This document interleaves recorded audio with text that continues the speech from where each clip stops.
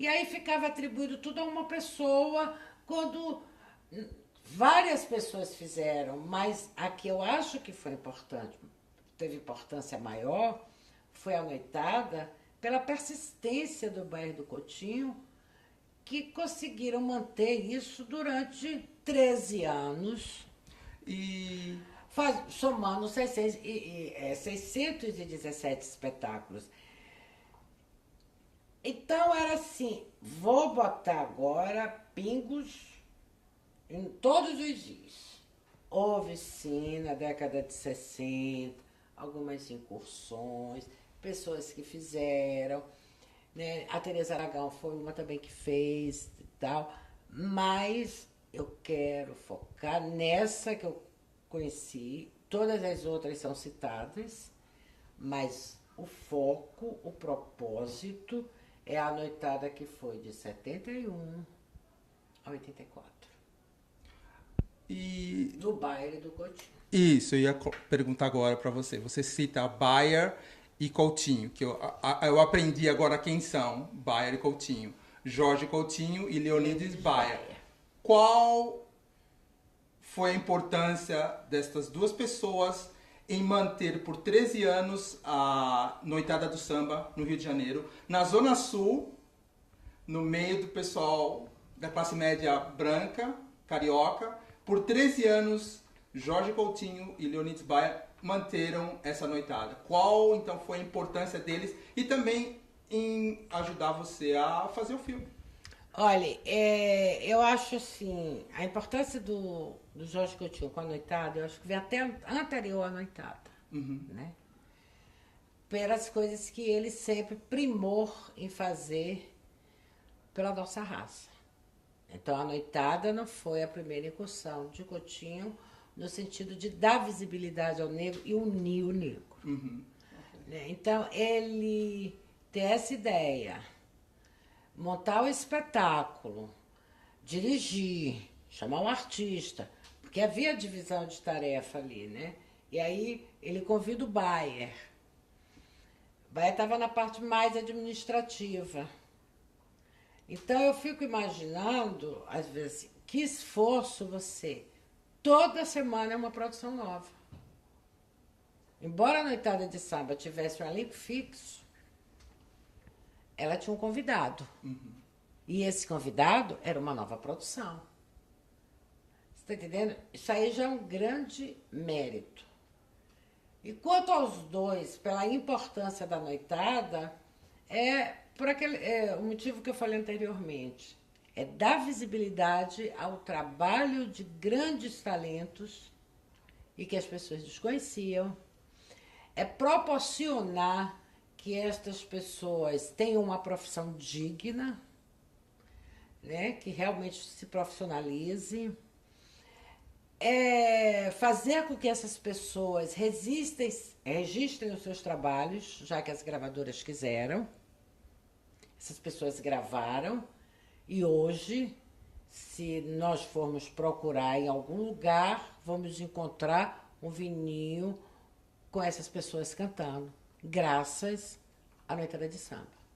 Pessoas que saíram do país, né, saíram do Brasil para o exterior, através da noitada de samba, porque ali estavam os empresários, ali estavam os turistas interessados por aquela música, muitos deles também ligados à arte, e eles saem. É como diz a dona Ivone Lara, que ela conheceu vários países a partir da noitada de samba. Além de resgatar pessoas que não estavam mais na mídia, como Ademir de Fonseca, que também está no filme e diz assim: eu retomei minha carreira a partir da noitada de samba. Então, olha quantos méritos. Não o Maurício Sherman, quando dá um depoimento de que a bossa nova abafa os cantores do vozeirão, e ele diz: a noitada de samba foi fundamental para que essas pessoas voltassem. E aí Coutinho diz: o Calbi cantou na noitada de samba.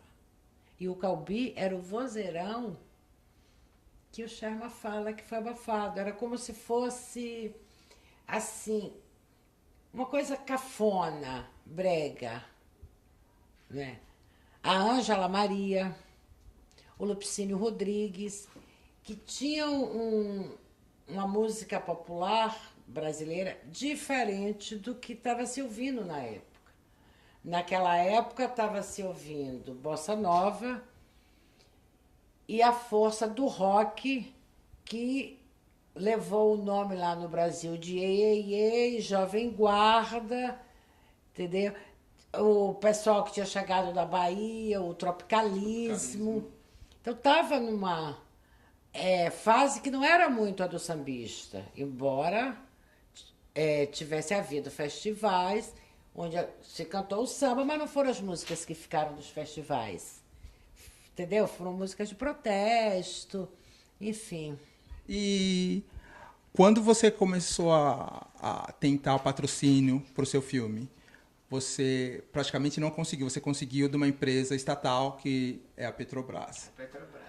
Quando você se apresentava a Célie Leal querendo fazer esse filme Noitada de Samba, o que os empresários ou as empresas falavam para a Célie Leal? Olha, é tudo muito interessante nesse filme, porque era Célie Leal, que produções que fez foi de eventos, não tinha sido assim grandes produções de cinema, que tinha agenciado muitos artistas, mas no currículo de cinema eu tinha assim produções até de 2 curtas que o João Coutinho que dirigiu, mas 6 filmes outros mas todos curtas. Do diretor João Carlos Rodrigues, sendo que 5 desses, desse João Carlos Rodrigues, eram 6 filmes. 5 deles foram voltados para a música, que foram as cantoras de rádio. E por uma empresa, Singra Produções, que também não tinha um nome forte para fazer um filme. Então, as empresas ficavam assim, olha, ela empresariou muita gente, o currículo e tal, mas em cinema, só tem curta, sabe? Singra Produções. Aí olhava, aí tava lá no currículo da Singra, trabalho com artista tal. Era uma coisa muito mais voltada para produção, entendeu? Você acredita que a Noitada do Samba, esse seu documentário, ainda há uma certa resistência por parte das empresas em querer se associar ao samba ou não? Você acha que há um certo preconceito, eu não vou dizer preconceito racial, mas há um certo preconceito de empresas associarem-se ao samba? E quando eu falo samba, é o samba que vem do morro, aquela coisa assim da Leci Brandão, tipo Peixinguinha. Você acredita que houve uma certa... Não, eu acredito que naquele momento, porque era 10 anos atrás, o samba também não estava como está hoje. Né? Hoje você chega, todo mundo está fazendo samba. Lá no Rio de Janeiro, em São Paulo, a Lapa, cheia de casas de samba. Mas quando eu comecei a captar, primeiro não... Quer dizer, isso é o que eu penso. O samba não estava nessa história que está. A história que eu queria contar era uma história que a eles não interessava, porque eu ia lidar, eles viam eu trazendo assim pessoas antigas, eu acho, entendeu? E que nem todas tinham o grande nome da mídia. Eu não cheguei lá dizendo assim, olha o Pixinguinha, seria mais fácil. Então eu acredito que isso, aliado a uma empresa, né, uma produtora como a Singra, que eles ficavam assim, será que essa empresa será que é capaz? Por mais que o currículo fosse bom, por mais... o meu currículo pessoal era maior do que o currículo da empresa. O meu nome era mais forte, mas eu estava associada a uma empresa.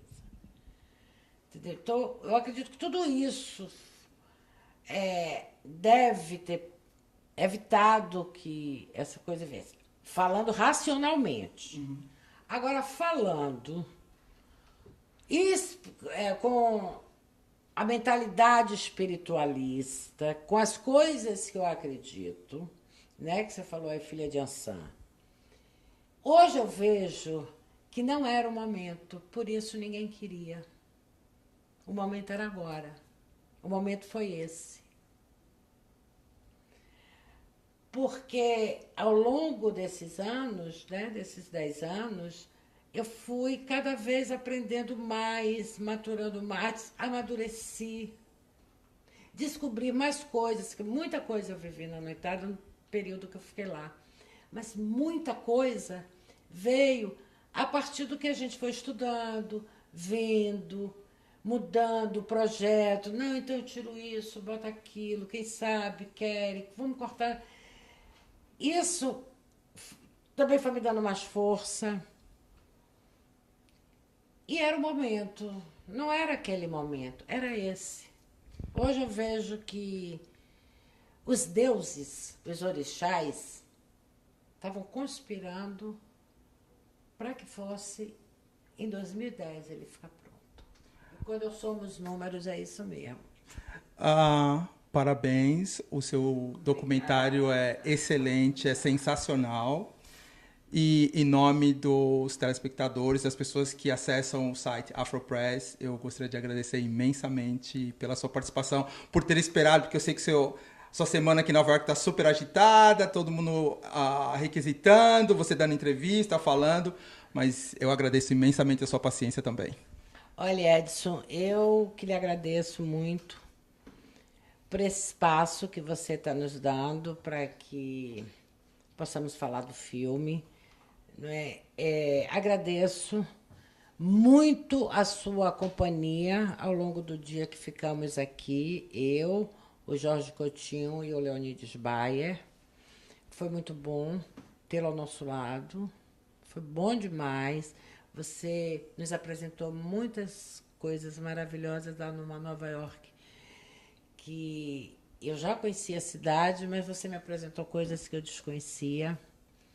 E agradecer muito às pessoas do Afropress, que eu sei que vão estar lá, fiéis, vendo, e que eles divulguem, e que eles, quando tiverem a oportunidade, não deixem de assistir o filme.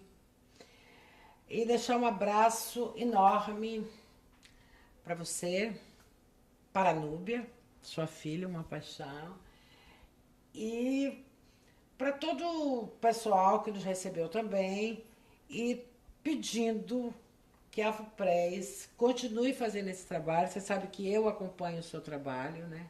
Tenho visto suas entrevistas, tenho lido as suas crônicas, lhe acho uma pessoa extremamente capaz, esforçada, batalhadora.